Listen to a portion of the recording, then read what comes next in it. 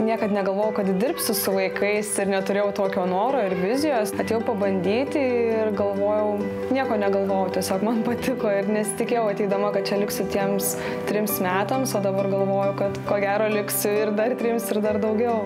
Aš pamačiau per televiziją, kad yra toksai sodelis, pamačiau, kad vaikai augina pomidoriukus natūraliai savo ir paskui ten juos laisto, prižiūri, paskui patys juos valgo ir aš supratau, kad taip ir ne kitaip turi būti auginami vaikai.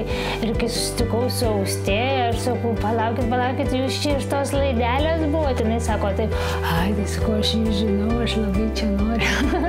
Ir tada taip ir likau jau 3 metus čia, auginam pomidoriukus.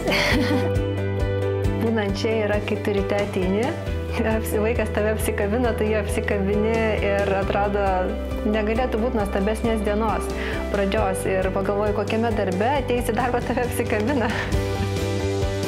Kai jau sužinom, kad ateis pas mus į klasę naujas vaikas, tai mes ir su senesniais vaikais kalbame, kad ateis pas mus naujas draugas, mes turime su juo draugiškai elgtis, mes turime viską parodyti.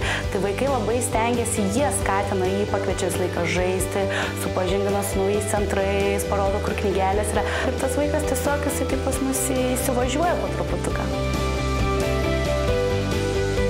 Dirbu vaikystės sode 4 mėnesius ir žiauriai patinka. Aš net nepastebiu darbe, kaip prabėga laikas.